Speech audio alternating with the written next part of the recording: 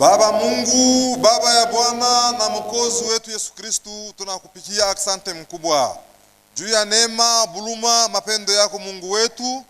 Ulituchunga mwi siku ya leo kuanzia paka mapema kufika na mwi wakati.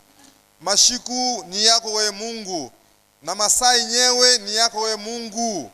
Hakuna hata kitu kimoya kile Mungu muntu alichangia ako kuishi kwa pana. Na bujima bunyewe ni bwako wewe Mungu. Na kutenka kwenye kule tukunatenka ni wewe Mungu jo napenda. Hakuna hata kitu moya kile muntu aliweka ako Mungu wetu. Na kufika paifashi ni yako mapenzi wewe Mungu. Njo kwa maana tunasema asante mkubwa sana. Bariki mtumishi wako atasema mbele yetu juu ya masauti yako. Ulilaka kusema kwa wakati ya mwisho hautafundishiwa na kanisa yako, haiwezi kufundishiwa na mtu hapana, lakini kupitia Roho Mtakatifu. Juu ya ile tunasema asante. Utupatie masikio ya kiroho, tupate kushikia masauti yako. Juu tunajua sema masauti yako ndio bujima yetu, masauti yako ndio afya yetu, na masauti yako ndio bietu biote. Tunakuomba, tunaamini munjina ya Bwana na Mwokozi wetu Yesu Kristu. Amen. Hivi tunaita mtumishi wa Mungu. Comme ça, nous allons inviter le serviteur de Dieu pour la parole de Dieu. Karibu frère.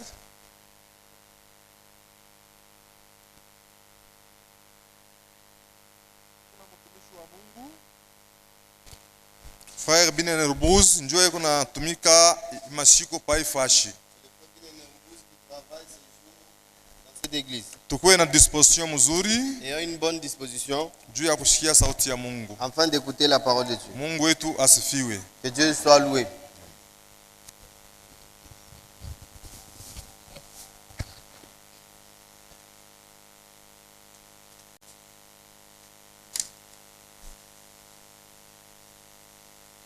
Tunasalimia kanisa mujina la Bwana Yesu Kristu. Amen. Nous saluons l'église au nom de Jésus-Christ. Amen. Tutasimama juu ya kusoma neno la Mungu. Nous allons nous tenir debout pour lire la parole de Dieu. Tunasoma Hébreux chapitre 1. Nous allons lire dans Waebrania sura ya kwanza. Mustari ya kwanza. Au verset 1er. Tutaomba Mungu. Je vais prier. Baba Mungu, tunakupikia asante magharibi tena katika jina la Bwana Yesu Kristo. Unitukusanya saa vile nkuku eko nakusanya watoto yake mabawa. Mwana wako Yesu Kristo alikuya juu ya kusanya Israel, me Israel akushikia alizambalala. Na she Mungu imangaribi Seigneur, utusaidie. Nishe tunashikia mwito yako ya kutoka mwi wakati. Ulisema mkusanye bantu yangu milifanya nabo angano kumsalaba ya Golgotha. Sauti yako kunahubiria Baba njuu ya kukusanya. Na mkusanyiko ya byakweru lilaka itafanikana ndani ya mwili ya Yesu Kristo. Utusaidie kunjia neno lako, kila muntu apate imani ya kuweza kunyanyuliwa. Turesha kuokolewa Mungu wetu. Tunachunga ni kunyanyuliwa Seigneur. Ulisema imani natoka mkushikia masauti yako. Utupatie disposition mzuri ya kushikia masauti yako Dieu tout-puissant. Kwa sababu ni wewe Mungu tulifuata paifuashi. Aksanti ujifunule katikati yetu, sababu ulijifunula katikati ya Israeli. Tunakutegemea, tunakutumainia moyote. Tunakuomba na matumaini mujina la Yesu Kristo. Amen. Hébreux chapitre 1. Le verset 1er. Mstari ya kwanza. Nous irons jusqu'au verset 4. Tutaenda mpaka mstari ya 4.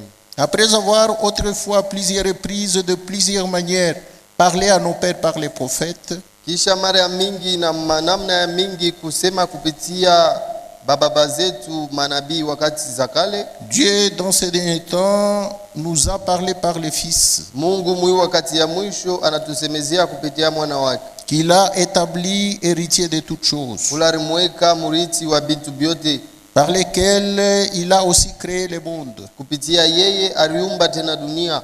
et qui étant le reflet de sa gloire et l'empreinte de sa personne, na ule anakuya kionyesho ya utukufu yake na empreinte ya vile eko, et soutenant toutes choses par sa parole puissante, na eko nashikamanisha kila kitu kupitia neno yake ya uwezo, a fait la purification des péchés, juu ya kufanya usafi wa dhambi, et s'est assis à la droite de la majesté divine, na anekala kuume ya Mungu aliye juu, dans les lieux très hauts, mu mafasi ya juu sana. devenu d'autant supérieur aux anges, Anakuya ule anekala juu ya bamalaika, qu'il a hérité d'un nom plus excellent que le leur. alipokea jina yenye kusinjia majina yao. Bwana Mungu abariki masauti. Amen. Que Dieu puisse bénir cette lecture de la parole. Amen. Tunaweza kuikala. Nous pouvons nous asseoir.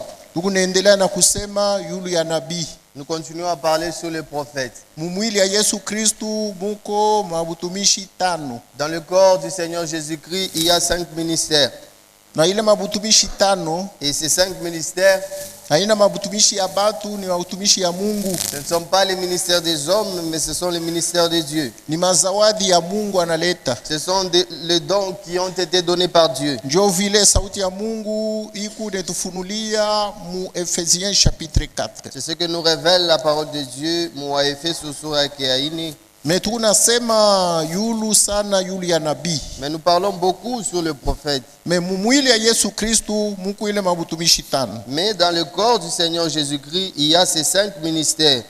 Ephésiens chapitre 4 verset 11. Wa Efeso sura yake ya 4 mstari yake ya 11. Et il a donné les uns comme apôtres, les autres comme prophètes, Na alileta bengine kama mitume, bengine kama nabii, les autres comme évangélistes, les autres comme pasteurs et docteurs, bengine bapasha habari njema, bengine bachungaji na balimu, pour le perfectionnement des saints, juu ya ukamilifu ya batakatifu, en vue de l'œuvre du ministère et de l'édification du corps, kufuatana na kazi ya huduma na kujenga kwa mwili, jusqu'à ce que nous soyons tous parvenus à l'unité de la foi kujenga kwa mwili ya Kristo mpaka pale shibote tutafika muimani et moja à la connaissance du Fils de Dieu. na mkumfahamu mwana wa Mungu. Amen. Amen. Un diacre me donne le livre qui est sur le bureau. Bashimashi banilete bitabu bile biku pa biro. Il y a un livre, un gros livre comme ça. Kiko kitabu kinene kia hivi. Vous me l'amenez. Munilete kyo. Nous parlons sur l'importance d'un prophète. Ni kusema tuku nazungumuzia yulu ya maana ya nabii, Mafa. mafaa ya nabii. Amen. Amen. La signification d'un prophète, c'est autre chose. Maana ya nabii ni mambo ingine, L'importance d'un prophète, c'est aussi autre chose. mafaa ya nabii nayo ni mambo ingine. Amen. Amen. Voilà pourquoi nous avons lu avec vous Hébreux chapitre 1. Njo kwa maana tulisoma pamoja namwe Waebrania sura ya kwanza. Écoutez ce que le Saint-Esprit dit. Mushikie kile Roho Mtakatifu eko nasema. Écoutez maintenant ce que le Saint-Esprit dit Mushikie sasa kile Roho Mtakatifu eko nasema par le ministère de Frère Franck. kupitia huduma ya ndugu Frank. Dans la question-réponse 1980, Muswali na jibu ya mu 1980 sur la page 6, pa page yake ya 6. le Saint-Esprit dit ceci. Roho Mtakatifu eko nasema hivi. Ce n'est pas le Frère Franck. Haina ndugu Frank. Ce n'est pas l'homme qui parle. Haina muntu njo eko nasema hapa. C'est Dieu qui parle par ses serviteurs. Ni Mungu njo eko nasema kupitia batumishi yake.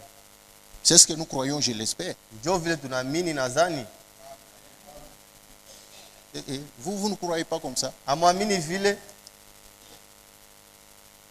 Amen. Nous croyons que Dieu parle par ses serviteurs. Si tunaamini na kusema Mungu anasemaka kupitia batumishi yake. Ce n'est pas ça. Haina vile. Dans la maison de Dieu, on répond par Amen. Munyumba ya Mungu banaichikaka kupitia amina. Amen.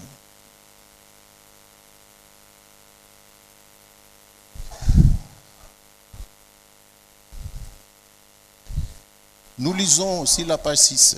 Tunasoma pa ukurasa yake ya 6. Je vous ai donné ce seul exemple Nilimipatia hii mfano tu moja pour vous montrer comment cela est très important pour Dieu d'envoyer un prophète juu ya kumionesha munamna kani ni ya mafaa sana kwa Mungu amitumie nabii. Amen. Je vous ai donné ce seul exemple Nilimipatia tu mfano moja pour vous montrer comment cela est très important pour Dieu juu ya kumionesha ya kusema ni ya mafaa sana kwa Mungu d'envoyer un prophète ya kutuma nabii moya pour nous révéler la vérité de Dieu. juu ye atufunulie ukweli ya Mungu. Amen. Si Dieu n'envoie pas son prophète, Kama Mungu ashitume nabii wake, nous n'allons pas connaître la vérité de Dieu. hatutajua ukweli ya Mungu.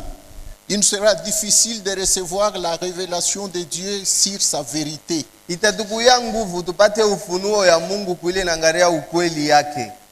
Parce que je vous ai dit que Juu nilimionyesha kusema toutes les dénominations ont la Bible dans leurs mains, mazebu yote iko na mabiblia mikono yabo, mais ils n'y comprennent rien. lakini abelewe bintu bile bisha kuandika Il mbiblia. faut la révélation de Jésus-Christ. Inabidi ufunuo ya Yesu Kristo. Savez-vous que c'est la même chose avec le mariage et le divorce? Munayua ni mambo moya moya kufuatana na ndoa na kuvunja ndoa. C'est pareil pour toutes choses. Ni kufuatana na mambo yote njo vile Il biko. faudrait que vous recevez la révélation. Munapashi kupata ufunuo, Et la révélation de Dieu vient par les prophètes. na ufunuo ya Mungu inakuyaka kupitia nabii. Car Dieu ne fait rien ici sur la terre Juu Mungu ashifanyake kintu pa hii bulongo sans avoir d'abord révélé son secret à ses serviteurs, les prophètes. bila kufunua siri yake kubatumishi yake banabii. Le prophète est très important. Nabii ni wa mafaa sana. C'est pareil pour toutes choses. Ile njo vile binekalaka kwa mambo yote. Vous pourriez dire que cette prédication de Frère Branham n'est pas correcte. Mnaweza sema hii mahubiri ndugu Branham alihubiri aina ya sawa. Mais moi, je ne le dirai pas. Mimi sitasema vile. J'attendrai avant de parler. Mimi nitachunga mbele ya mimi niseme. Et si nous devons parler, Kama tunapenda kusema, nous devons parler selon la parole de Dieu révélée pour aujourd'hui. tunapashi kusema kufuatana na neno la Mungu ile alifunula muishiku. Si nous parlons comme les dénominations, Kama tunaanza kusema sama zebu, c'est que nous n'avons pas encore reçu la révélation de la parole de ni Dieu. kusema tuyapokea ufunuo ya neno ya Mungu. Voilà pourquoi le prophète chez nous est très important. Njo kwa maana kwetu shie nabii ni wa mafaa sana. Amen. C'est lui que Dieu a envoyé pour nous révéler les chemins de retour. Yenjo Mungu alituma njuu akwa tufunulie njia ya kurudia. Amen. Le message dit que Ujumbe nasema hivi: un prophète représente toujours un signe en son temps. nabii anikalake konaonesha alama moya hivi mwakati yake. Amen. Et chaque prophète vient avec son signe. Na kila nabii anakuyaka na alama yake. Et lui-même en tant que prophète, Na ye mwenye sa vile nabii il représente les signes du temps pour ce moment-là. ye njo alama ya hii wakati mwi wakati. Amen. Je reprends. Minarudili. Dieu a donné à chaque prophète de la Bible un signe. Mungu alipatia kwa kila nabii wa Biblia alama moja Par lesquels il est identifié dans son ministère. kupitia ile banapashi kumutambua muhuduma yake. Par ceci, on les différencie avec les autres prophètes. Kupitia ile alama yake njo mnezi kumwachanisha katikati ya manabii bengine. Quand Dieu avait appelé Moïse, il lui avait donné un signe. Wakati Mungu alitaka Musa alimupatiaka alama yake. Quand Dieu avait appelé Noé, il lui avait donné un signe. Wakati Mungu alitaka Noa alimpatiaka alama yake. Les signes de Noé, nous le connaissons tous. Alama ya Noa tunaijua C'est shebo, l'arc-en-ciel. ni mwanza nkongolo. Amen.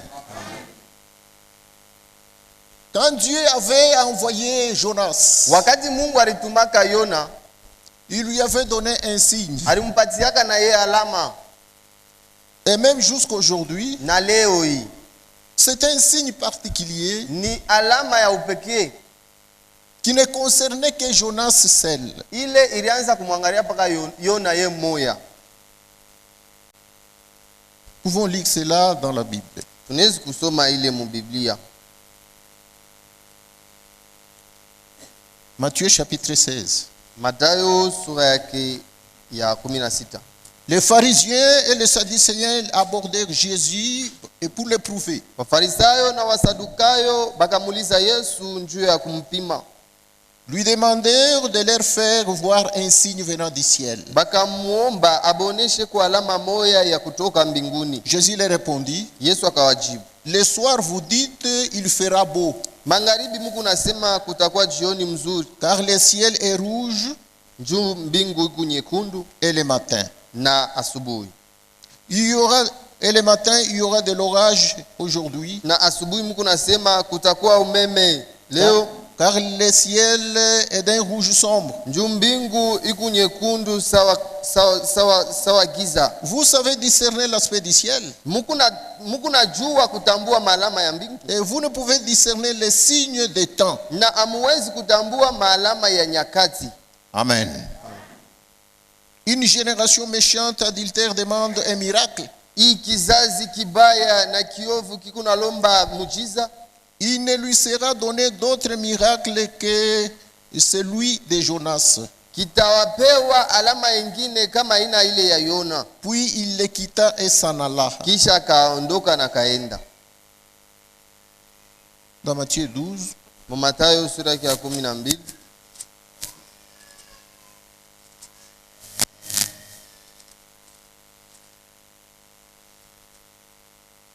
du verset 38.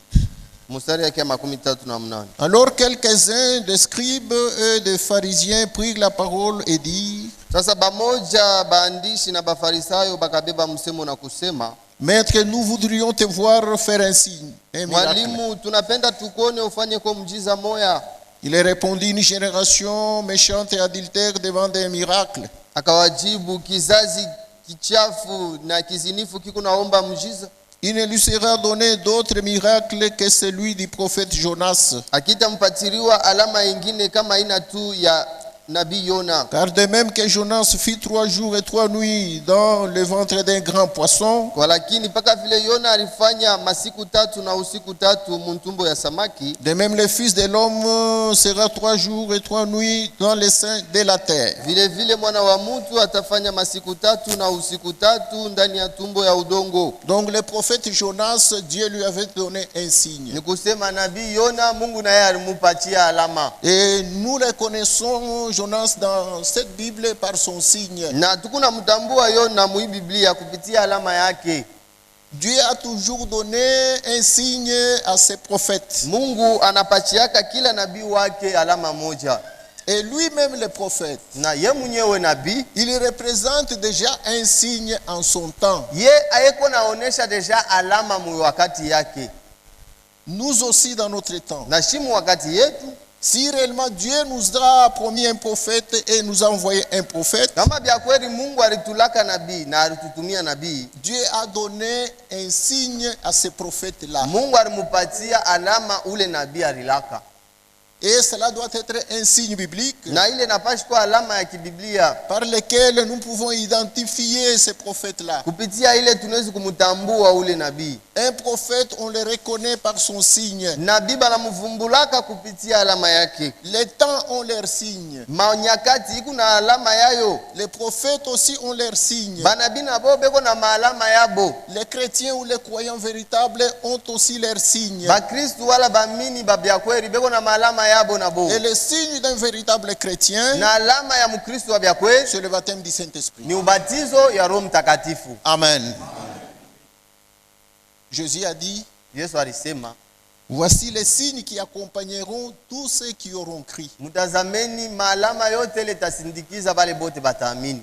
Les croyants ont leurs signes. Baamini beko na bona maalama yabo. Les païens ont aussi leurs signes Na bapagani nabo beko na bona alama yabo. par lesquels vous pouvez les reconnaître. Kupitia ile maalama unaweza kubatambua. Amen. C'est ce que nous venons de lire ici. Njoo hii tunatokea mkusoma hapa. Dieu, Mungu. et après avoir autrefois parlé à nos pères par les prophètes, Kisha tangu zamani kusemezana na babu zetu kupitia banabii. après avoir autrefois, Kisha ye tangu zamani à plusieurs reprises, de plusieurs manières, parlé à nos pères par les prophètes, mumanamna ya mingi na mfano ya mingi kusemea kupitia banabii betu. Dieu, dans ces derniers temps, Mungu mui wakati pia il nous a parlé par les fils, anatusemezea kupitia mwana qu'il a établi héritier de toutes choses, ule alimweka kama murithi wa kila kitu. par lesquels il a aussi créé le monde. Kupitia ye aliumba tena na dunia. Aujourd'hui, Dieu nous a parlé. Leo Mungu Et alitusemezea. il nous a parlé par qui? Na alitusemezea kupitia nani? Amen. Quand tu rentreras chez toi, Wakati utarudia kwako tu diras, aujourd'hui Dieu m'a parlé. utasema leo Mungu alinisemezea. Amen. La parole d'aujourd'hui, c'est Dieu qui m'a parlé. Leo tu hii neno nilisikia ni Mungu njoo C'est Dieu qui alinisemezea. m'a visité. Ni Mungu njoo alinitembelea. Et il vous a parlé par qui? Sasa alinisemezea kupitia nani? Par un arbre? Kupitia muchi? Non. Hapana. Dieu ne parle pas par l'arbre. Mungu ashisemezake mumuchi. Il parle par ce serviteur. Anasemezaka kupitia batumishi baki. Vous devez reconnaître la personne par qui Dieu t'a parlé. Unapashi kutambua muntu ule Mungu alikusemezea kupitia ye. Amen. Et si réellement c'est Dieu qui t'a parlé, Kama bia kweli ni Mungu njoo alikusemezea, vous devez respecter cet homme-là. unapashi kuheshimia ule muntu. Amen. Vous le respecterez au nom du Seigneur. Utamheshimia mujina ya Bwana. Puisqu'il vous parle au nom du Seigneur. Juu ye eko nasema mujina ya Bwana.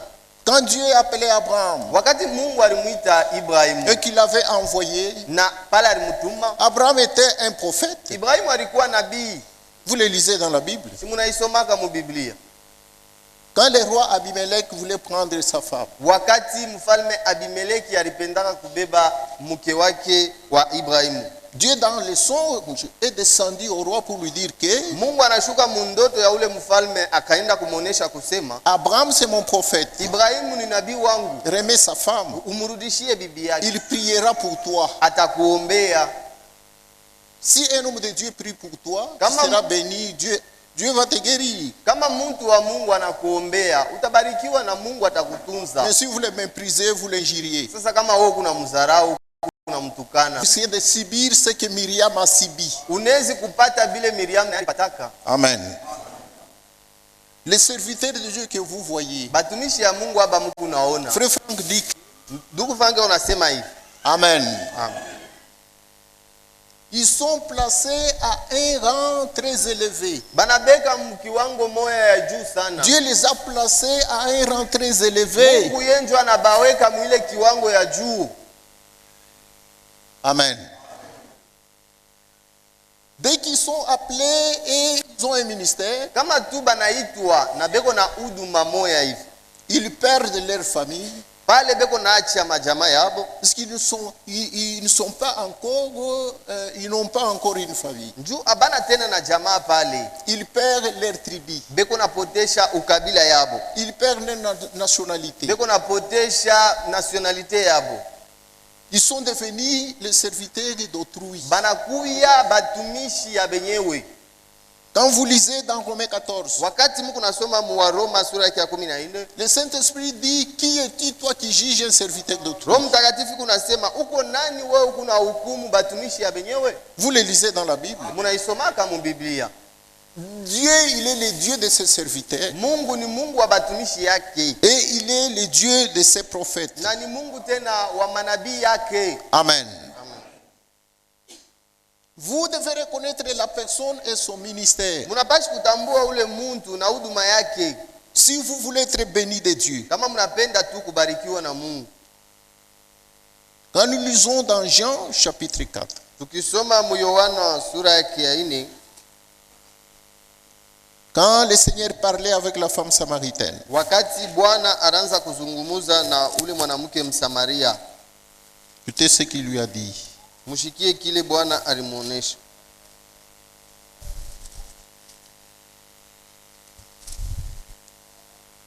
Il lui dit, Anasema,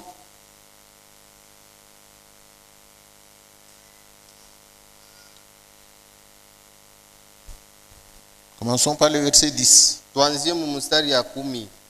Jésus lui répondit, Yesu akamujibu. commençons un peu plus haut, Tuanzie yulu sana.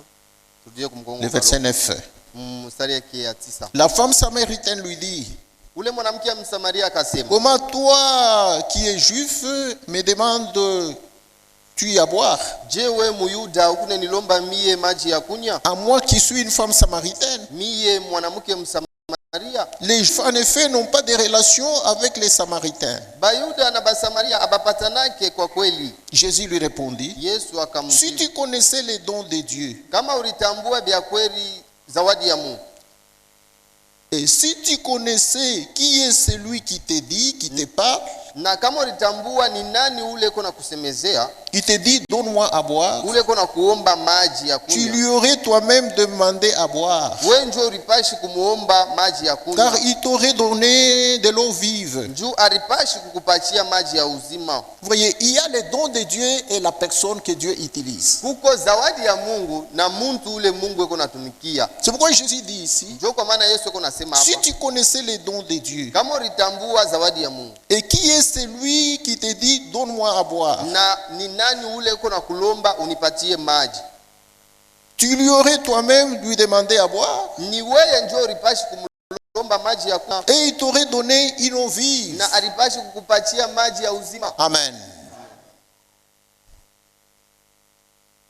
Après avoir autrefois, Kisha tangu zamani à plusieurs reprises, de plusieurs manières, parlé à nos pères par les prophètes, mumanamna mingi na mara nyingi kusema kubababa yetu kupitia banabii, Dieu dans ce dernier temps, Mungu mwi wakati ya mwisho il nous a parlé par les fils. alitusemezea kupitia mwana.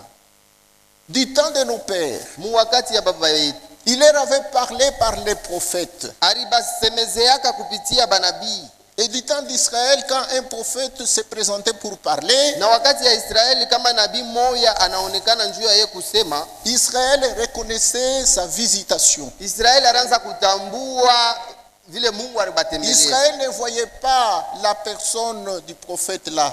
Israeli ashikwanze kuona ule nabii vile alikuya. Israël ne voyait pas la personne. Israeli ashikwanze kuona ule nabii mkimuntu. Israël voyait Dieu au travers de la personne. Israeli anaanza kuona Mungu kupitia ule muntu Mungu alituma. Israël ne disait pas qu'un homme m'a parlé, non. Israeli ashikwanze kusema ni muntu ndio anasema. Israël disait que c'est Dieu qui nous a parlé. Israeli anaanza kusema ni Mungu ndio anatusemezea. C'est ce que veut dire cette écriture. Jo kile hii andiko Si vous inasema. voyez un prédicateur insister sur une chose, Kama munaona mhubiri eko nakazisha sana pa mambo moya, il revient sur une eko chose, paka narudia hapo pa ile mambo moya moya, il veut que vous compreniez. anapenda mupate kusikia mzuri. Peut-être il voit quelque part que les gens n'ont pas encore compris. Saa zingine anaona fashi moya hivi ya kusema bantu abayaelewa. Frère Branham dit que Ndugu Branham iko nasema, si vous voyez le Saint-Esprit insister sur une chose, kama mnaona Roho Mtakatifu iko paka nasemea kitu kimoja, il veut attirer votre attention sur la chose. inapenda tu kukokota kuangalia kwenu pa kile kitu. Amen. Donc, autrefois, Ni kusema zamani Dieu avait parlé à nos pères. Mungu alisemezeaka na bababu zetu, Mais il leur avait parlé par quelle voie? sasa alibasemezeaka kupitia manjia kani, Il leur avait parlé par les prophètes. alibasemezeaka kupitia manabii, Et Israël reconnaissait cela. na Israeli anaanza kutambua kile kitu. Maintenant, nous, aujourd'hui, Sasa leo shie nous sommes dans les derniers jours. tuko mu wakati za mwisho. Dieu nous a parlé par les fils. Mungu alitusemezea kupitia mwana. Amen. Amen. Amen. Nous vous prêchons le message temps de la fin. Tuko na mihubiri ujumbe ya wakati ya mwisho. Vous devez tout faire pour le comprendre. Munapashi kufanya yote njoo mupate kuelewa hii mambo. Et on ne fait pas des efforts pour comprendre mieux la parole. Na hatuwezi kufanya nguvu njoo tuelewe neno. Les efforts charnels, non. Manamna yetu ya kimwili hapana. Les efforts charnels se trouvent à l'école. Manamna ya kimwili tunaifanyaka ku masomo. Dans le spirituel, Mumambo ya kiro, l'effort spirituel, c'est recevoir la révélation du Saint-Esprit. kufanya nguvu mukiro ni kupokea ufunuo ya Roho Mtakatifu. Et la révélation, nous l'avons déjà. Na ufunuo tusha kuipata. C'est ce que nous vous prêchons. Njoo hii tuko na mihubiri. Ce message temps de la fin, Hii ujumbe wakati ya mwisho. c'est la révélation du jour que Dieu nous a promis. Ni ufunuo ya hii siku ile Mungu alitulakaka. Amen. Maintenant, dans ces derniers temps, Sasa muhimu nyakati za mwisho. nous devons savoir par qui Dieu nous a parlé. Tunapashi kuyua ni kupitia nani Mungu njoo alitusemezea. Amen. Et dans ces derniers temps, Na muhimu nyakati za mwisho Dieu nous a envoyé un prophète. Mungu alitutumia nabii. Nous pouvons aussi dire que Dieu nous a parlé par les prophètes. Tunaweza tena kusema Mungu alitusemezea kupitia nabii. Et c'est vrai, un prophète, c'est un serviteur de Dieu. Nabii ya kweli, nabii ni mtumishi wa Mungu. Le frère Branham, Ndugu Branham il était un véritable prophète, alikuwa nabii wa bya kweli. promis et envoyé dans la Bible. Ule barilaka kupitia Biblia. Quand il parlait, Wakati anaanza kusema, c'est Dieu qui parlait par lui. ni Mungu njoo anaanza kusema kupitia ye. Nous l'avons lu avec vous. Tulivisoma na mwe. Il est venu avec le message de Dieu. Alikuya na ujumbe ya Mungu. Car Dieu lui avait dit le 11 juin en 1933 Juu Mungu alimuoneshaka le 11 juin mu que 1933. toi aussi je t'envoie avec un message Ya kusema na we pia mimi nakutuma na ujumbe pour moya. préparer ma seconde venue. Juu ya we utayarishe kuja kwangu kwa pili. Il est venu avec un message de Dieu Alikuyaka na ujumbe ya Mungu. en tant que prophète. Sa vile nabii. Mais nous sommes dans les derniers temps Walakini tuko manyakati za mwisho où Dieu nous a promis de nous parler par le Fils. mule Mungu alitulaka kutusemezea kupitia Il mwana. y a une différence entre le frère Branham et le Fils. Kuko achaniso katikati ya ndugu Branham na mwana huyu. Amen. Amen. J'espère que c'est ça. Minazania njo vile. Nous devons mieux lire les Écritures. Tunapashi kusoma mzuri meandiko. Les derniers temps, Hii manyakati za mwisho, nyakati ya mwisho, nyakati ya mwisho veut dire les derniers jours. ni kusema shiku ya mwisho. Amen. C'est dans les derniers jours Ni mushiku ya mwisho où il y a les derniers temps. njo mule muku nyakati ya mwisho. Un jour est composé des heures, des minutes. Un jour a du temps. Mushiku moya muku manyakati ya kwa chana, muku madakika, muku na masaa. Vous voyez, il était 6 heures du matin. Munaona tulikuwa 6 heures, À un moment donné, il était midi. saa moya hivi tunafika mu ma 12 heures. Maintenant, il est 17 heures quelque chose. Sasa hapa tunafika na mu ma 17 heures. Un jour a des temps différents. Mushiku moya muku manyakati ya kwa chana. Le premier temps du jour, Wakati ya kwanza ya siku c'est vers 6 heures, 7 heures le matin. ni kuma 6 heures, 7 heures ya asubuhi. Le dernier temps du jour, Na wakati ya mwisho ya siku c'est là que nous tendons. njo kule tuku nenda na Il est mwe. 17 heures. Tuku deja kuma 17 heures. Bientôt, il sera 18 heures. Hapa tutaingia ma 18 heures. Le temps du jour va s'arrêter. Na nyakati ya hii siku itashimama. C'est le soir qui s'annoncera Njo sasa magharibi itakuja pour recevoir la nuit. njoo tupate kupokea usiku. Amen. Maintenant, Sasa shie nous sommes au temps de la fin. tuko mu wakati ya mwisho. Nous ne sommes pas au temps du commencement, non. Hatuna ku wakati ya kumwanzo, hapana. Nous sommes au temps de la fin. Tuko mu wakati ya mwisho. Et Dieu nous a envoyé le message temps de la fin. Na Mungu alitutumia ujumbe ya wakati ya mwisho. Nous devons le reconnaître. Tunapashi kuitambua. Frère Branham a prêché un message qui dit: Ndugu Branham hubiri ujumbe moya nasema reconnaissez le jour et son message. kutambua shiku na ujumbe yayo. Amen. Reconnaissez le jour et son message. Kutambua shiku na ujumbe yayo. Nous vivons un jour quelconque Shi tuku naishi shiku moya hivi. qui a son message. Ile shiku ile iko na ujumbe yayo.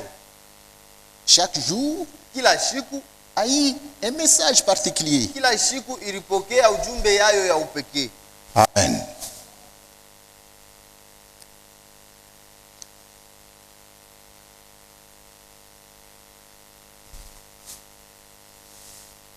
Écoutez ce que le Saint-Esprit dit Mshikie kile Roho Mtakatifu kunasema dans la prédication, les messagers du temps de la fin. mumahubiri mujumbe ya wakati ya mwisho.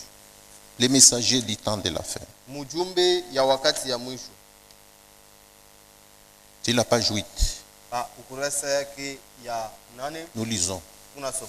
Chaque âge a eu son message et son messager. Kila kizazi kilikuwa na ujumbe yayo na mjumbe wake.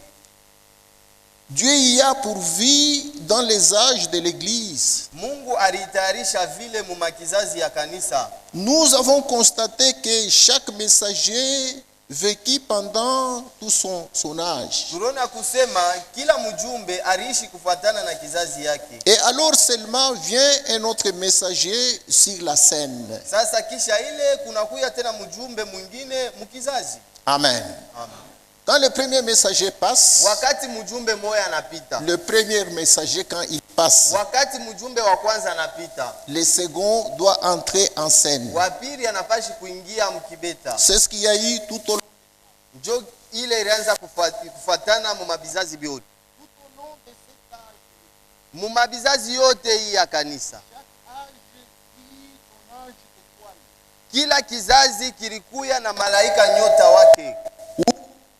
Et si nous voulons l'appeler ainsi. Wala mjumbe kama tunapenda kumuita vile.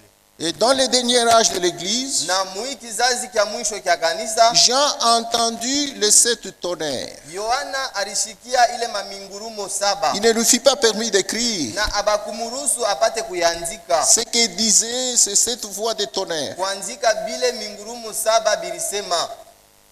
Et ce fut scellé sur le dos du livre. Na ile baritiwa muri kumukongo ya ile kitabu. Actuellement, personne ne sait ce que cela signifie. Leo hii hakuna hata mtu moya anajua vile mingurumo 7 ilisema. Après que le livre fut écrit, Kisha vile kitabu kiliandikiwa, il fut scellé de 7 sceaux. balichapa muhuri na mihuri 7. Chaque fois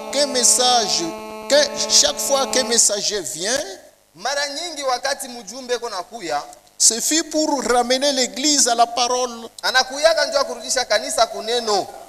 Souvenez-vous, cette parole est la complète révélation de Jésus-Christ. Mkumbuka kusema hii neno ni ufunuo ya utele ya Yesu Kristo. Rien ne peut en être ni retranché ni ajouté, Hakuna kitu kile banezi kutosha ko wala kuongeza ko. car elle est parfaite. Juu yo ikukamilifu.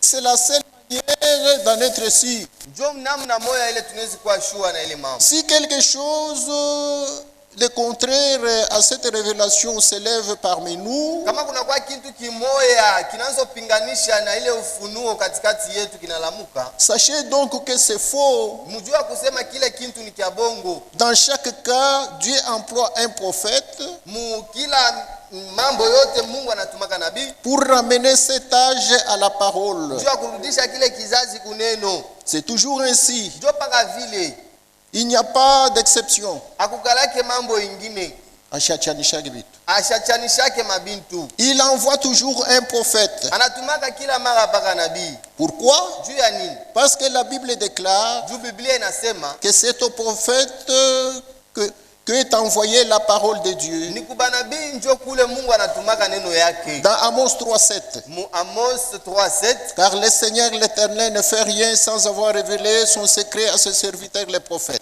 kwani Bwana wa milele asifanyake kintu bila kufunua siri yake kubatumishi yake banabii. Amen. Le prophète est très important pour Dieu. Nabii ni wa mafaa sana kwa Mungu.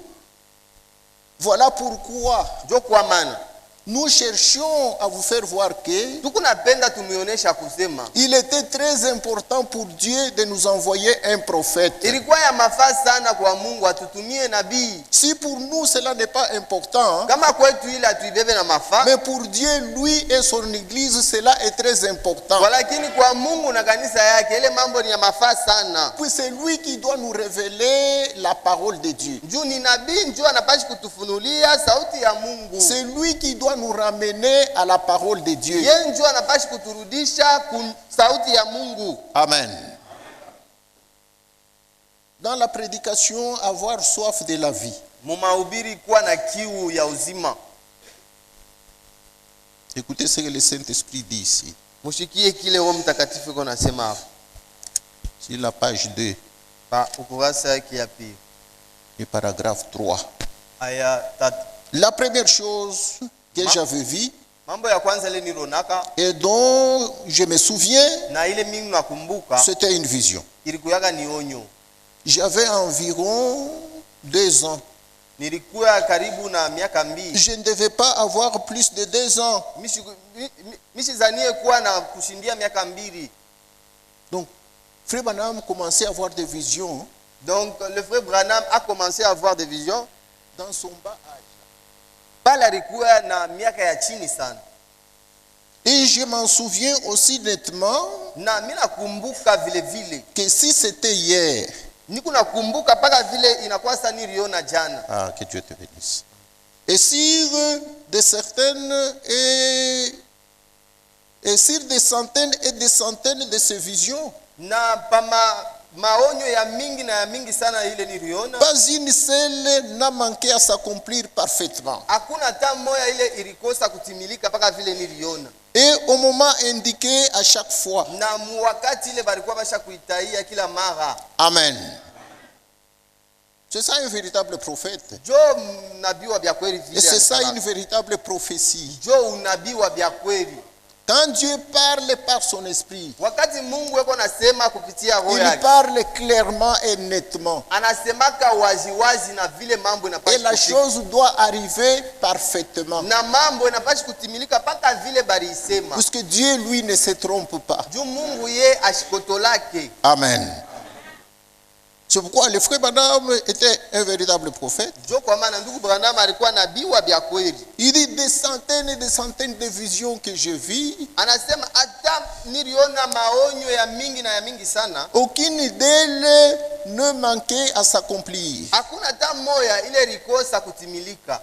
Et cela s'accomplissait au moment indiqué par Dieu chaque fois. Na ile ilianza kutimika paka mwile saa Mungu alitaya kila mara. Vous voyez, Mnaona? ça doit donc être Dieu. Inapashi kuwa ya Mungu. Et ceci montre simplement qu'il est ici. Na ile inaonesha kusema eko hapa. Là où il y a de véritables prophéties qui s'accomplissent, Pale peko unabii ya bya kweli kunatimilika. cela montre qu'il y a un véritable Dieu là-bas. Pale panaonesha kusema Mungu wa bya kweli yuko pale.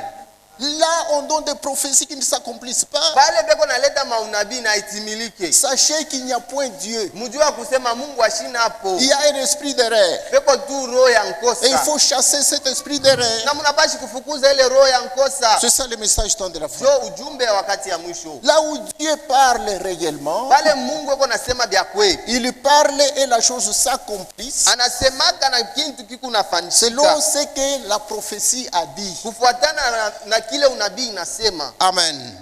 Et c'est cela qui montre qu'il y a la présence de Dieu là-bas. Na ile njo inaoneshaka kusema Mungu yuko pale. Amen. Et toutes ces promesses sont là. Na hii malako yote iko pale. Et il a promis qu'il ferait cela juste à la fin des temps. Na arilaka kusema tafanya ile kumwisho tu ya wakati. Donc, dans ces temps-ci, Ni kusema mwi wakati hii Dieu avait promis de faire quelque chose. Mungu arilakaka kufanya kintu moya. C'est ce que nous poursuivons ici. Jo kile tuku na ndama. Nous savons donc que le message est vrai. Tunajua kusema ujumbe ni ya bya kweli. Ici, c'est le frère Branham qui parle. Hapa ni ndugu Branham njo yuko nasema. Dans la prédication, avoir soif de la vie. Mumahubiri kuwa na kiu ya uzima. Nous savons donc que le message est vrai. Tunajua kusema ujumbe ni ya bya kweli. Mon message, Ujumbe yangu c'est le message du temps de la fin. ni ujumbe ya wakati ya mwisho. Écoutez ce que frère Branham dit ici. Mushikie bile ndugu Branham yuko nasema hapo. Mon message à moi, Ujumbe yangu mimi que Dieu m'a donné, ile Mungu c'est alinipatia le message du temps de la ni fin. ujumbe ya wakati ya mwisho. Et il amènera l'église à se mettre en ordre. Na itafikisha kanisa ipate kuikala musawa. Amen. Être en ordre, Kuya mutaratibu c'est-à-dire retourner à la parole. ni kusema kurudia kuneno. Si vous êtes en dehors de la parole, vous êtes en désordre. Kama muko nje ya neno, muko ndani ya fujo. Vous n'êtes pas dans la volonté de Dieu. Hamuna mapenzi ya Mungu. C'est ce que fera le message. njo kile ujumbe itafanya. Donc Frère Branham reconnaissait son message. Ndugu Branham alitambuaka ujumbe yake. Comme il y a une prédication qui dit ici, Saa vile kuko tena mahubiri ingine nasema hapa, reconnaissez le jour et son message. kutambua shiku na ujumbe yayo Comme je vous l'avais dit. ni siku ile. Nous devons reconnaître les jours que nous vivons Shie tunapashi kutambua hii siku tuku naishi et reconnaître les messages que Dieu nous a envoyés. na kutambua ujumbe le Mungu alitutumia. Amen. C'est pour que nous comprenions Ni njoo tupate kuelewa la lecture que nous avons utilisée au début ici. ile usomi tulisoma kumwanzo hapa. Après avoir autrefois, à plusieurs reprises, de plusieurs manières, parlé à nos pères par les prophètes, Kisha tangu zamani mumanamna ya mingi na kila mara kusema kwa babu zetu kupitia manabii, Dieu, dans ces derniers temps, Mungu muima wakati ya mwisho, ou Dieu, dans ces derniers jours, Mungu hii siku ya mwisho nous a parlé par les fils. alitusemezea kupitia mwana. Le fils qu'il a établi héritier de toutes choses. Ule mwana alimweka kuwa murithi ya kila kitu. Nous voulons connaître par qui Dieu nous a parlé. Inabidi tujue ni kupitia nani Mungu alitusemezea. Amen.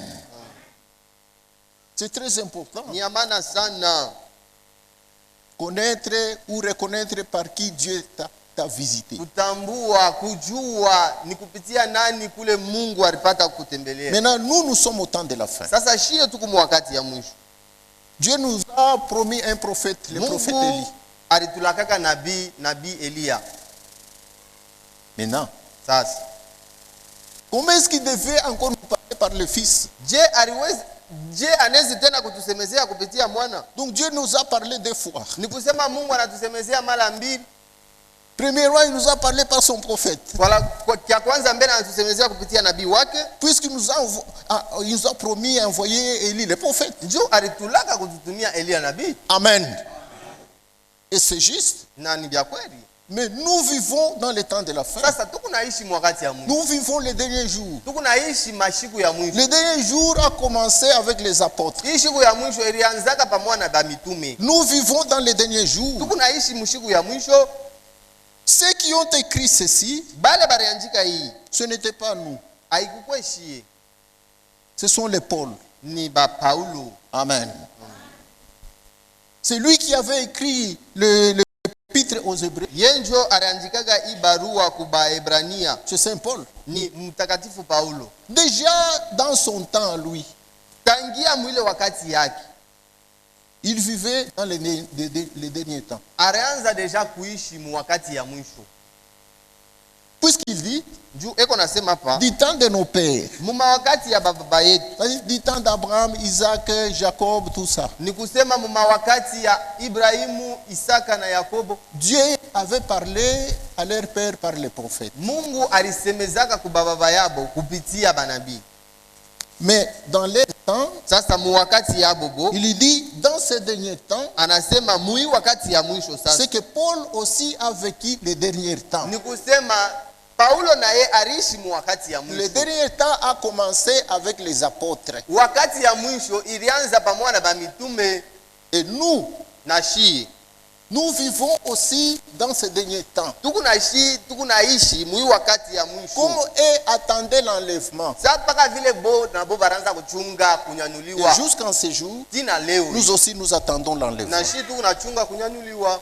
Depuis le premier âge de l'église, l'âge d'Éphèse, Kuanzia kukizazi kya kwanza kya kanisa, kizazi kya que Efeso. le dernier jour a commencé, Tangia siku ya mwisho ilianza. depuis l'âge d'Éphèse Siku ya mwisho ilianza tangia kizazi kya Efeso. jusqu'aujourd'hui, Tina leo nous avons la même promesse tuko paka nele malako moya moja du dernier jour ya wakati ya mwisho. et nous attendons. Na shii bote tuko nachunga. Et ils sont déjà passés, Bo basha kupita.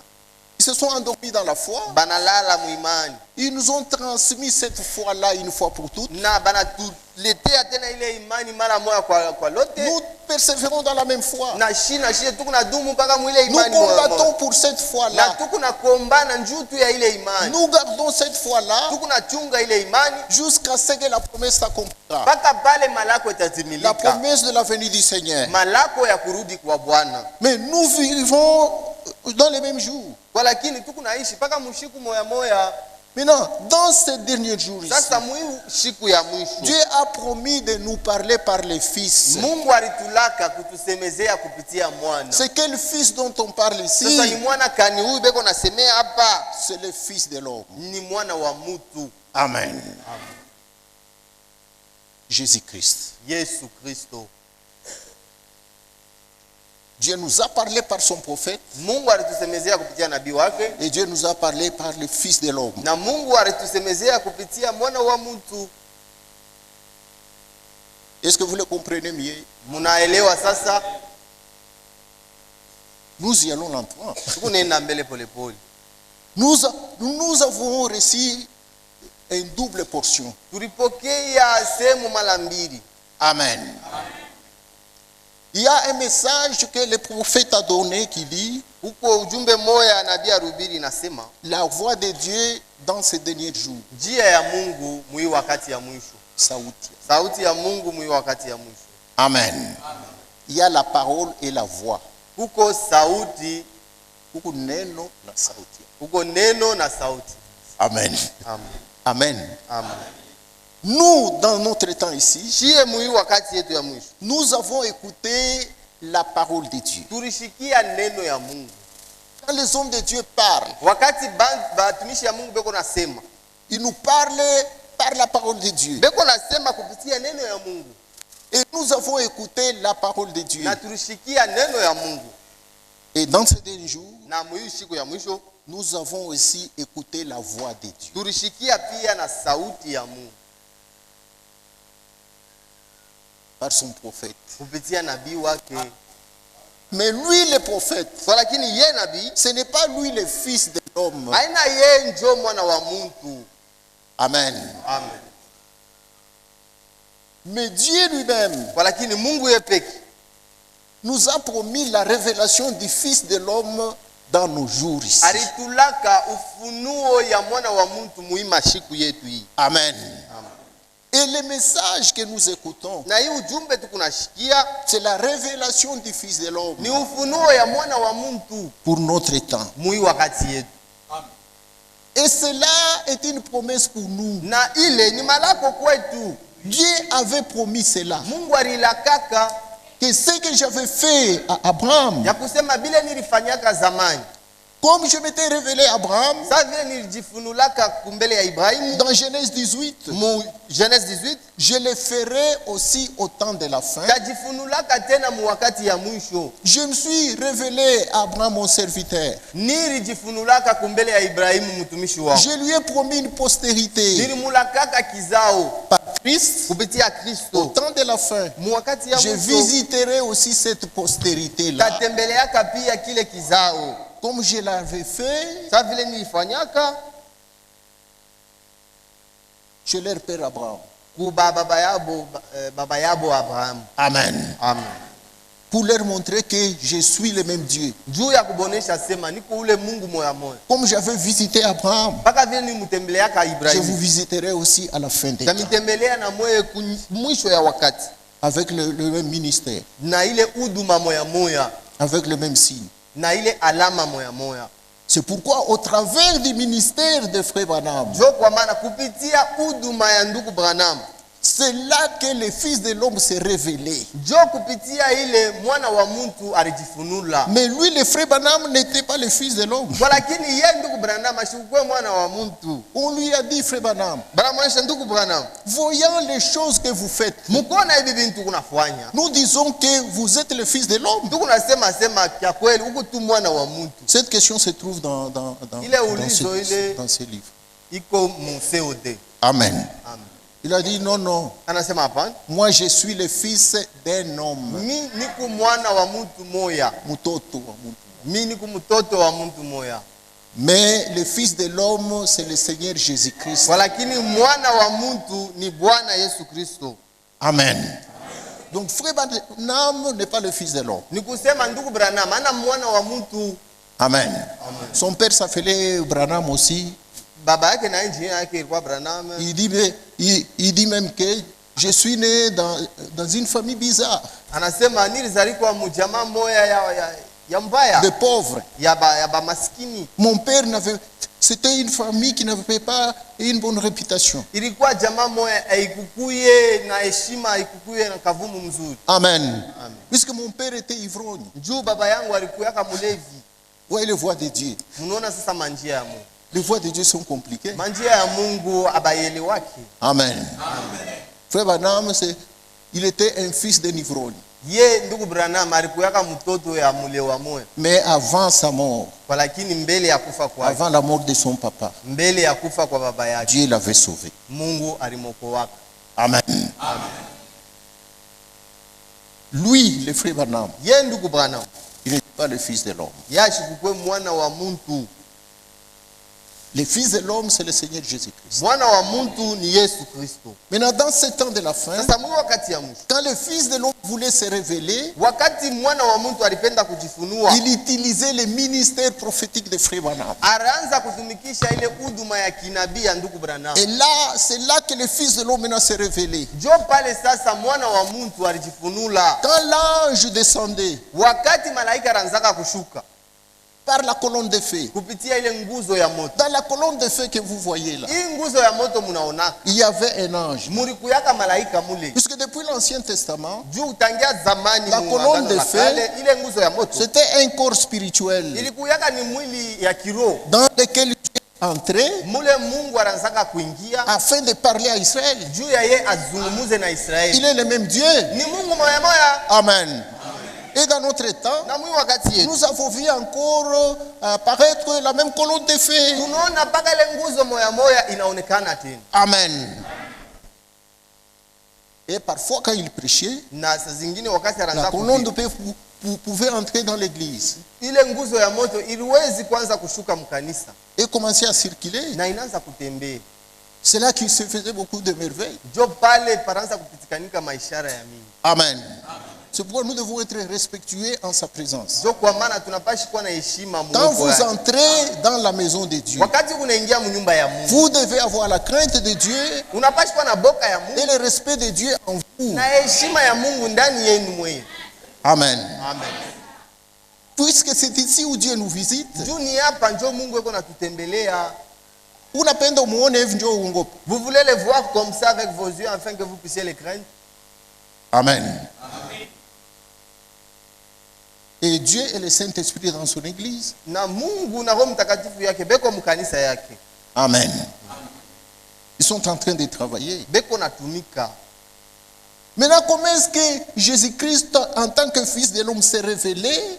Sasa munamna gani Yesu Kristo sasa vile mwana wa mtu aranza kujifunua? Il utilisait toujours le ministère de son prophète là. Aranza kutumikisha mpaka ile huduma ya nabii wake. Branham était le prophète de Dieu envoyé. Ndugu Branham alikuwaka nabii wa Mungu ule Mungu alituma. Et tout prophète de Dieu est un signe pour son temps. Na nabii wote wa Mungu ni alama njuu ya wakati yake. Et Dieu donne toujours un signe à ses prophètes. Na Mungu analetaka kila mara alama moya kwa nabii baki. Jésus-Christ aussi était un prophète Yesu Kristo na yeye alikuyaka nabii en son temps. mu wakati yake. C'est pourquoi il était appelé le fils de l'homme. Ndio kwa maana balimwita mwana wa mtu. Dans l'évangile, Mu injili Jésus avait 4 appellations. Yesu baranza kumwita mara ine. Il avait 4 titres. Alikuya na macheo ine. C'est ce que la Bible nous enseigne. Jo ile Biblia iko natufundisha. Il est appelé le fils d'Abraham. Banamwita mwana wa Ibrahimu. Il est appelé le fils de David. Anaita mwana wa Daudi. Il est appelé le fils de Dieu. Anaitwa mwana wa Mungu. Et il est appelé le fils de l'homme. Na anaitwa pia mwana wa mtu. Amen. Amen. Toutes ces fonctions ont leur signification. Ile makazi yote ile iko na maana yayo. Amen. Amen. C'est Dieu lui-même qui s'est révélé Ni Mungu yeye mwenyewe anaanza sous kujifunua ces 4 titres. kupitia ile macheo ine. Pourquoi il est appelé le fils d'Abraham? Jua nini baranza kumwita mwana wa Ibrahimu? C'est puisque Ni njuu il est l'héritier du don royal, juu ye ni murithi wa zawadi ya kimungu le kifalme. ya kifalme. Amen. Notre Dieu, c'est un roi. Mungu wetu ni mfalme. Il a un don Eko na zawadi moya qu'il avait donné à Abraham. ile alimpatiaka Ibrahimu, Et ces dons-là s'appellent la foi. na ile zawadi ni imani. Amen. La foi qu'avait Abraham, Ile imani ilikuyaka na Ibrahimu, c'est la même foi qui avait engendré Jésus-Christ. ndio ile imani moya moya ilimuzalaka Yesu Kristo. Le premier enfant d'Abraham spirituellement, Mtoto wa kwanza wa Ibrahimu mukiro ce n'est pas Isaac, ana Isaka, c'est Jésus-Christ. ni Yesu Kristo. Amen. Amen. Nous sommes ici de Jésus-Christ Shie tunatokea kwa Yesu Kristo par notre père Abraham. kupitia baba yetu Ibrahimu. Nous ne sommes pas ici d'Isaac. Hatutokee kwa Isaka, hapana. Isaac, c'est un juif, enfant d'Abraham dans la chair. Isaka ni Muyuda, mtoto wa Ibrahimu kupitia mwili. Nous sommes les enfants d'Abraham par la foi. Si tuko batoto ya Ibrahimu kupitia imani. Voilà la postérité que Dieu avait promis à Abraham. Ndio ile uzao Mungu alimulakaka Ibrahimu zamani. Cela est écrit dans Galates chapitre 3. Ile basha kuyanzika mu Galatia sura ya 3. Dieu n'avait pas promis à Abraham beaucoup de postérité. Mungu ashikumulakaka Ibrahimu mauzao ya mingi. Il lui avait promis une seule postérité. Yali mulakaka tu uzao moya. Et par cette postérité, Na kupitia ile uzao, c'est par là que Dieu devait visiter toutes les familles de la ndio terre. kupitia ile Mungu alipashi kutembelea majamaa yote ya ulimwengu. Il fallait que Christ soit né Ilibidi Kristo azalikwe afin que la foi d'Abraham juu imani ya Ibrahimu puisse atteindre le monde entier par la prédication de la parole. ipate kufika ulimwengu mzima kupitia kubiri ya sauti Et ya la Mungu. Bible dit que la foi vient en écoutant la parole de Na Biblia Christ. inasema imani inatokaka mkusikia sauti ya Mungu. Il est appelé le fils d'Abraham, Banamwita mwana wa Ibrahimu puisque c'est lui le premier enfant d'Abraham spirituellement à avoir la foi. juu ye njo mtoto wa Ibrahimu mkiroho wa kwanza mwenye kupokea imani. Jésus-Christ était né par la foi. Yesu Kristo alizalikwa kupitia imani. C'est la parole qui s'était faite chair. Ni neno njo ilivalaka mwili. Marie avait écrit le message de l'ange. Maria aliaminiaka tu ile ujumbe ya malaika. À cause de la foi de Marie, Juu tu ya ile imani Maria Dieu alikuwa avait nayo, accompli sa promesse. Mungu anapata kutimiza malako yake. Amen. Amen. Voilà pourquoi Jésus, c'est un enfant d'Abraham. Njo kwa maana Yesu beko namwita mwana wa Ibrahimu. Il est appelé le fils de David. Banamwita pia mwana wa Daudi. Vous connaissez tous que Mnayua kusema David était le type de Christ. ya kusema Daudi alikuwa kionyesho cha Kristo. Et il est appelé le fils de David. Banamwita mwana wa Daudi. C'est lui qui héritera le trône royal de David. Ni kusema yenjo atariti ile kiti ya enzi ya bufalme ya Daudi. Amen. Dans le millénium, Mu millennium, il régnera comme roi. mu miaka 1000 atatawala kama mfalme. Amen. Amen. C'est là que cette écriture s'accomplira. Jo pale ile andiko ile itatimilikaka. Quand il va hériter, vous rappelez de ce jour-là quand il entrait dans la ville de Jérusalem. Mnakumbuka ile siku wakati alianza kuingia mumuji ya Yerusalema. Amen. Amen. Sur un chameau, Pa ngamia, sur l'âne. pa yule ya punda. Le monde se mettait là-bas avec des rameaux. Bantu balikuwa pale na mandalala. Ils avaient étalé même des vêtements par terre. Baranza na kutandika mavazi na bikwembe. Et les chini. gens chantaient Hosanna, fils de David. Na baranza kuimba Hosana mwana wa Daudi. Hosanna, fils de David. Hosana mwana wa Daudi. C'est pourquoi il est appelé le fils de David. Jo pale biko namuita mwana wa Daudi. Et il est appelé le fils de Dieu, Na banamuita mwana wa Mungu puisque c'est lui le Saint-Esprit. juu ye njo Roho Mtakatifu. Et il a travaillé comme le Saint-Esprit Alitumika sawa Roho Mtakatifu pendant tous les 7 âges de l'Église. mukadiri ya bizazi vyote 7 vya kanisa. Amen. C'est le Saint-Esprit qui travaillait Ni là-bas, Roho Mtakatifu njo aranza kutumika mubile afin que les bizazi. gens reçoivent le baptême du Saint-Esprit. Juu bantu bamupokee yeye Roho Mtakatifu. C'est là qu'il se révélait comme fils de Dieu. Jo mule eko najifunua kama mwana wa Mungu. Amen. Amen.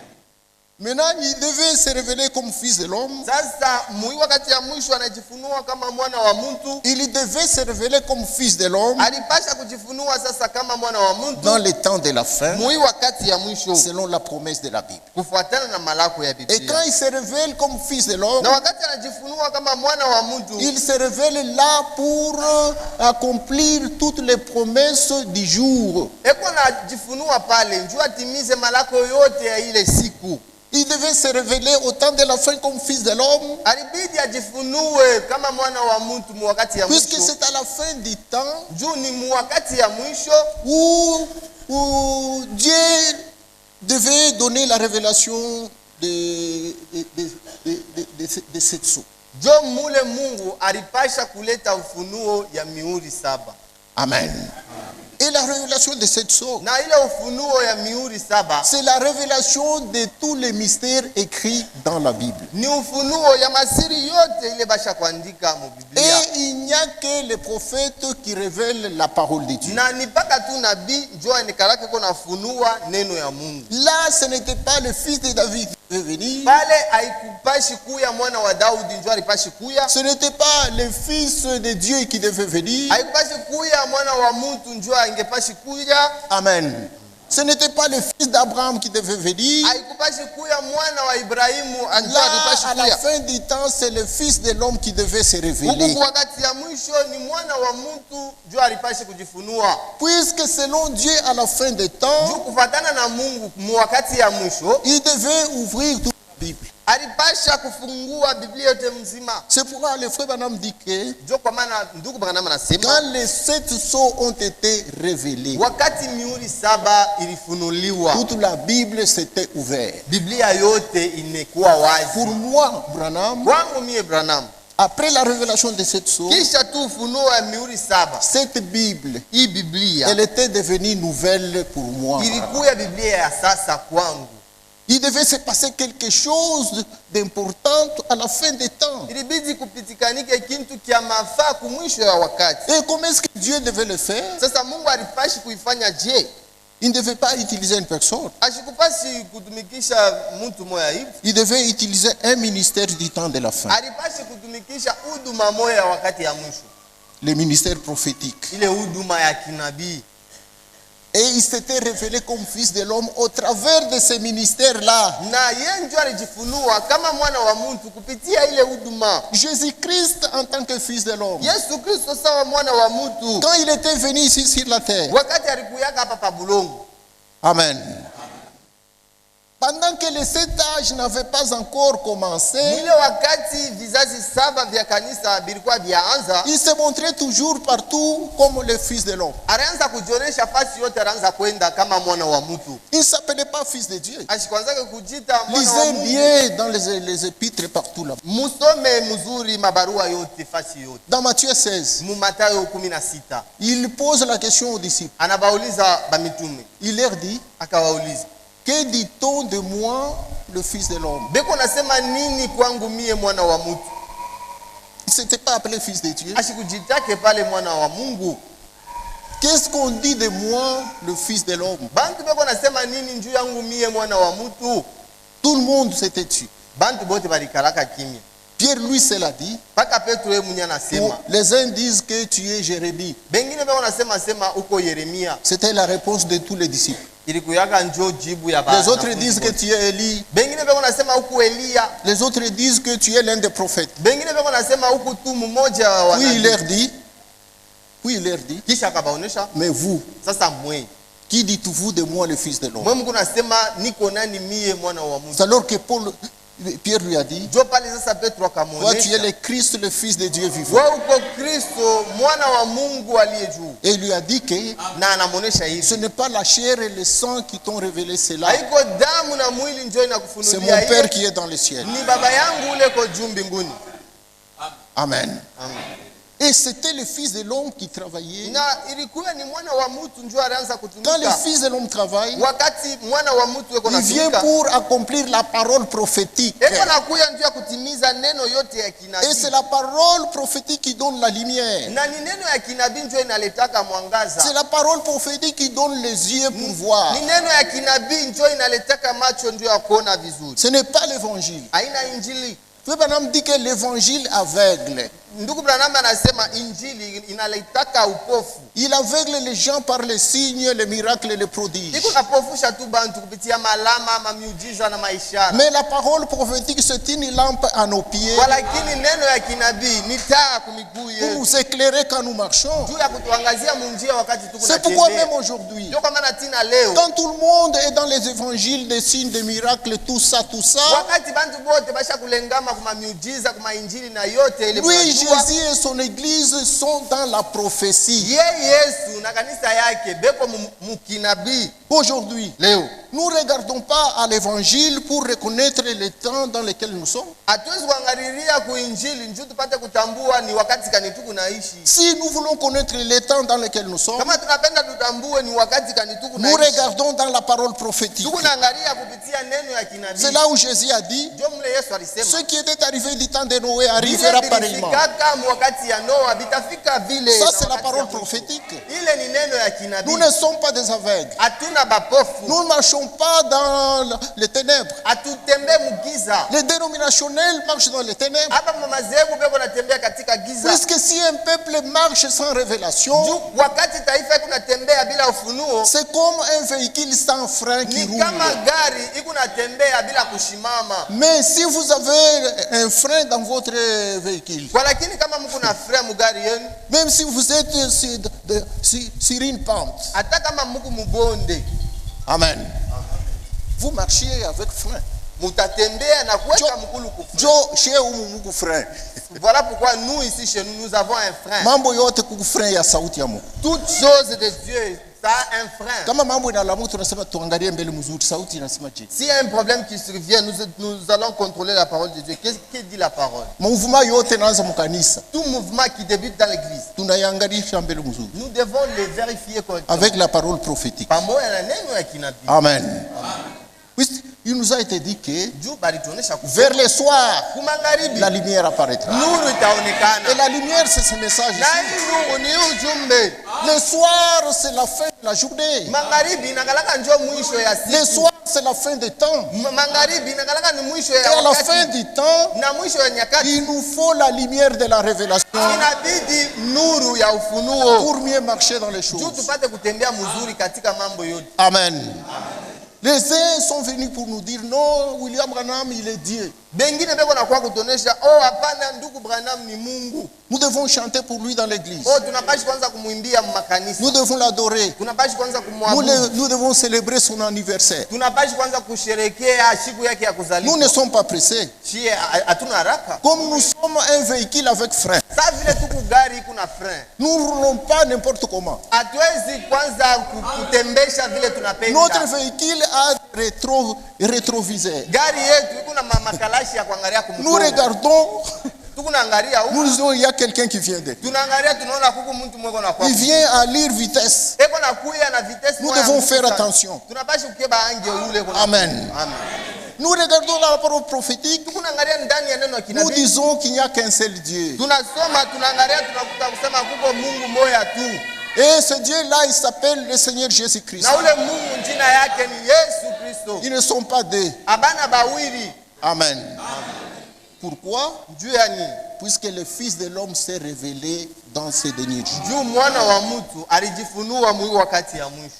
Lui, en tant que prophète, Yesa vile nabii quand il était venu, wakati alikuya Dieu lui avait donné aussi son signe. Mungu alimpatiaka na yeye alama yake. Les signes qu'avait le Seigneur Jésus-Christ comme prophète, Alama ile Yesu Kristo alikuyaka nayo kama nabii c'était les signes de discerner les pensées du cœur. ilikuwa ni alama ya kutambua mawazo ya roho. Amen.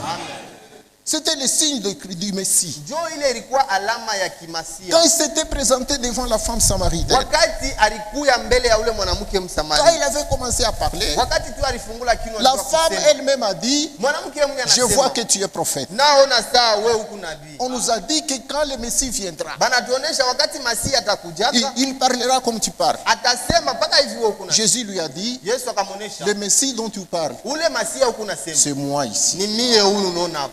La femme a couru Mwanamke anatoka pale akakimbia. pour aller annoncer partout. Anaenda kutangaza kubantu. Amen. Qu'est-ce qu'il avait vu? Aronaka nini? On avait discerné les pensées de son cœur. Juu balitambua mawazo ya moyo wake. Jésus lui a dit, Yesu akamuonesha, si tu veux que je te donne à boire, kama unapenda nikupatie maji, va appeler ton mari. uende kaite bwana Il yako. a dit, je n'ai point de mari. Anamuonesha kusema mimi sina na bwana. Jésus lui a dit, là tu dis vrai. Yesu anamuonesha pale unasema Tu kweli. as eu 5 maris. Ulikuwa na babwana 5.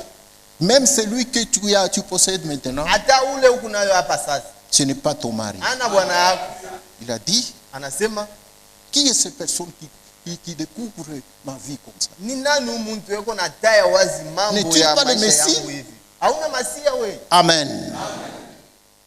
Dieu avait fait Mungu alifanyaka les mêmes choses qu'il avait fait chez Abraham. ile mambo moya moya alifanyaka kwa Ibrahimu. Quand il avait visité Abraham pour lui Wakati donner la mbele promesse yaka Ibrahimu ndio kumpatia malako de la naissance d'Isaac, ya kuzalikwa kwa Isaka, il donne la promesse. anampatia malako. À cette même époque, je reviendrai. Anasema mui epoke moya moya saa moya moya tarudiaka. Sarah, ta femme, enfantera un frère. Sara mke wako atazalaka mtoto. Abraham a crié. Abraham alichika Sarah na qui mimi. était dans la cuisine, Sara ule alikuwa ku cuisine, il n'a pas crié. ashikuamini. Il a dit, Anasema moi qui suis déjà vieille, mi huyu mshakuzika.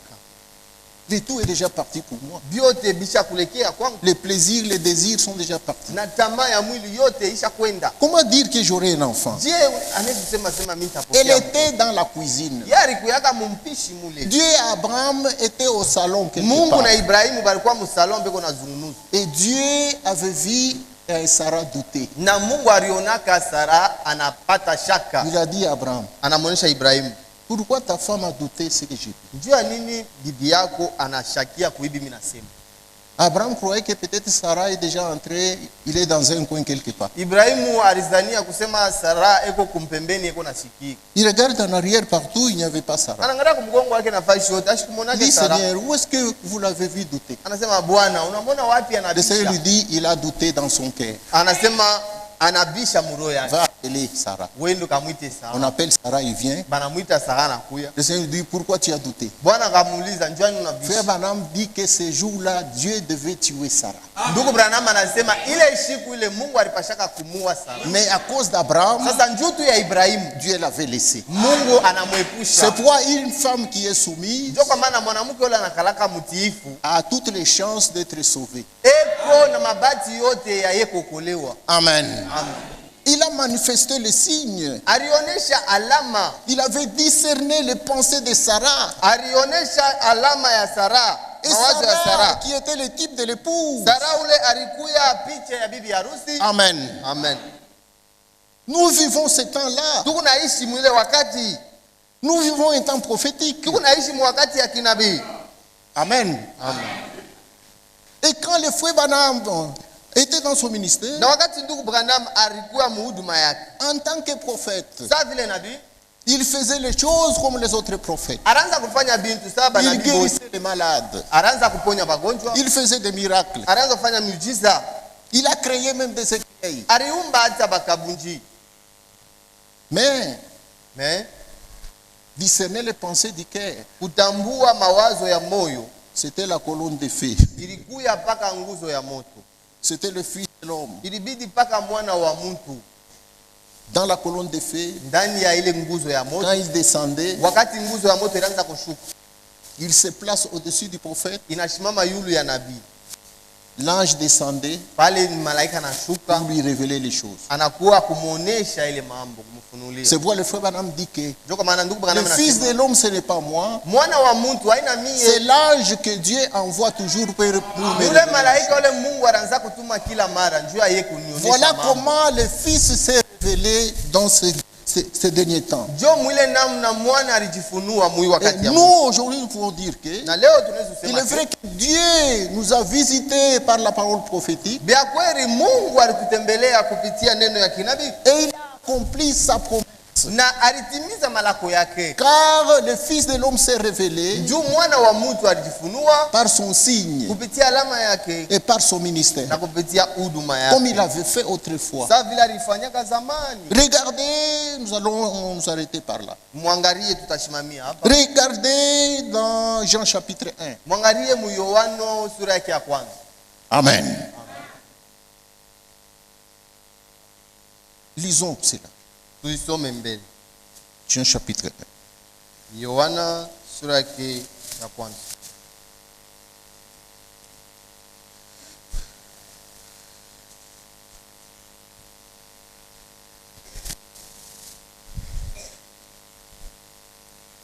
Verset 37. Mstari yake ya 37. Commençons par 35. Tuanzie mstari ya 37. Le lendemain, Jean était encore là avec 2 de ses disciples. Kesho yake Yohana alikuwa pale na banafunzi yake bawili. Et ayant regardé Jésus qui passait, il dit, Akamwona Yesu kupita na akasema, voilà l'agneau de Dieu qui ôte le péché du monde. mtazame mwana kondoo wa Mungu weko naondoa dhambi ya Les ulimwengu. 2 disciples l'entendirent prononcer ces paroles Pale wale wanafunzi wawili wakamsikia kusema ile, et ils suivirent Jésus. bakaanza kumfuata Yesu. Jésus se retourna Yesu et akageuka, voyant qu'ils les suivaient, akaona bakaanza kumfuata, il leur dit, akawaambia, que cherchez-vous? Mungu natafuta nini? Ils lui répondirent, Bakamjibu, Rabbi, mwalimu. ce qui signifie Rabbi. maître, Ile namaanisha mwalimu. où demeures-tu? Ni wapi unekaa? Venez, leur dit-il, et voyez. Akabambie mukuye na mtazame. Et ils allèrent Bakaenda et ils virent où il demeurait. na bakaona fashi ile anaanza kuikala. Et ils restèrent auprès de lui ces jours-là. Na bakabakia naye ile siku ile. C'était environ la 10e heure. Ilikuya environ saa ya pili. André, frère de Simon Pierre, Andrea ndugu yake ya Simoni Petro était l'un des 2 qui avait entendu les paroles de Jean et qui avait suivi Jésus. alikuwa mmoja ya bale banafunzi bawili balishikia maneno ya Yohana na bale balimfuata Yesu. Ce fut lui qui rencontra le premier son frère Simon et lui dit, Yenjo alikutanaka na ndugu yake Simoni na kumuonesha, nous avons trouvé le Messie, tunapata Masia, celui qui signifie Christ. ile namaanisha Kristo. Et il le conduisit vers Jésus. Na akamuongoza Simoni kwa Yesu. Jésus l'ayant regardé, il dit, Yesu mkumwona akasema, toi tu es Simon, fils de Jonas. we uko Simoni mwana wa Yona, Tu seras appelé Cephas, utaitwa ce Sefasa, qui signifie Pierre. ile inamaanisha Petro. Jésus commence à discerner Pierre. Yesu anaanza kutambua mawazo ya roho ya Il ne Petro. connaissait pas le nom de son papa. Ashikujuwake njina ya baba yake, Il ne connaissait pas son nom. ashikujuwake njina yake. Amen. Il lui dit seulement que Akamuonesha tu, tu es Simon, fils de Jonas. uko Simoni mwana wa Yona, Tu seras appelé Cephas, qui signifie Pierre. batakuita sasa Sefasi, ile inamaanisha Le Petro. lendemain, Jésus voulait se rendre en Galilée. Kesho yake Yesu akapenda kwenda Il Galilaya, rencontra Philippe et lui dit, suis-moi. akakutana na Filipo akamuonesha unifuate. Philippe était de Bethsaïda, de la ville d'André et de Pierre. Philip alikuwa wa Kubetsaida kumuji ya Andrea na Petro. Philippe rencontra Nathanaël et lui dit, Philip akakutana na Nathanaeli nous avons akamuonesha, trouvé celui de qui Moïse a écrit dans la loi tunapata ule Musa aliandika msheria et dont les prophètes ont parlé. na ule manabii ilisemezea. Jésus de Nazareth, fils de Joseph. Yesu Mnazareti mwana wa Yusufu. Nathanaël lui dit, Nathanaeli akamuonesha, peut-il venir de Nazareth quelque chose de bon? eti ku Nazareti kunaweza kuja kitu kizuri? Philippe lui répondit, Filipo akamjibu, viens et vois. kuja na uone. Jésus, voyant venir à lui Nathanaël, Yesu mkuona Nathanaeli kuja kwake, dit de lui, akaanza kumuonesha, voici vraiment un vrai Israélite tazameni kweli kweli Muisraeli wa vyakwe, dans lequel il n'y a point de fraude. ndani ya ule hamuna bwizi. D'où me connais-tu? Lui dit Nathanaël. Nathanael akamuuliza, unaniuia wapi? Jésus lui répondit, Yesu akamujibu, avant que Philippe t'appela, mbele ya Filipo apate kukuita, quand tu étais sous les figuiers, wakati ulikuwa chini ya mzetuni, je t'ai vu. nilikuona. Nathanaël répondit et dit, Nathanaeli akajibu na kusema, Rabbi, tu es le Fils de Dieu. Rabi, uko mwana wa Mungu, Tu es réellement le roi d'Israël. uko vya kweli mfalme wa Israeli. Amen.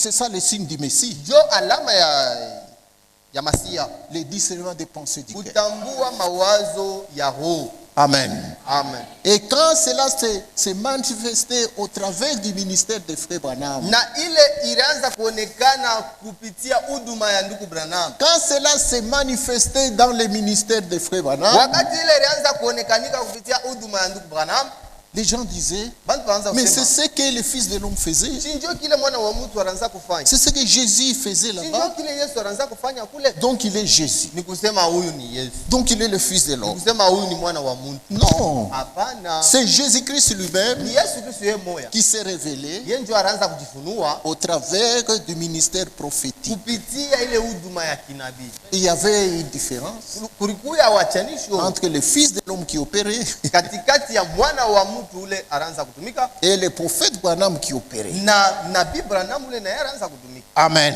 Amen. Nous devons reconnaître l'importance d'un prophète. Tunapashi kutambua maana ya nabii. Amen. Reconnaître les signes du prophète. Kutambua na alama ya nabii. Et c'est pourquoi Na ndio kwa maana Frère Branham et son message était devenu une seule chose. ndugu Branham na ujumbe yake balikuwa kitu kimoya. Il fallait, c'était si seulement quand vous avez le Saint-Esprit Ilikuwa tu kama mko na Roho Mtakatifu. que vous pouviez faire la différence. Ni kama tu mko na Roho Mtakatifu ndio mliweza kubachanisha boba wili. Sans cela, Bila hili vous tomberez fanatique. utanguka tu na kuwa kafuata. Vous l'appellerez Mtaanza na mwe kumuita, Christ ou Jésus. mtamuita Kristo wala Yesu. Amen. C'était quoi? Ilikuwa nini?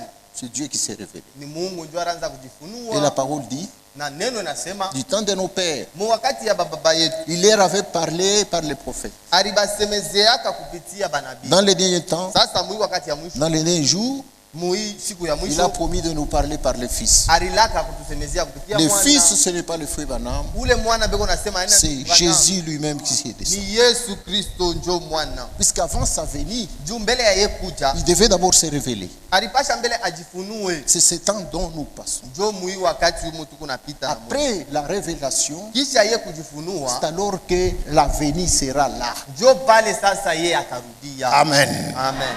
Et la révélation du Fils de l'homme, Na ufunuo ya mwana wa Mungu c'est un signe pour sa venue. ni alama njo ya yeye kuja. Nous sommes au temps de la fin. Tuko mu wakati ya mwisho, Le tout, c'est déjà accompli. vyote bineshatimilika. Le dernier signe est là.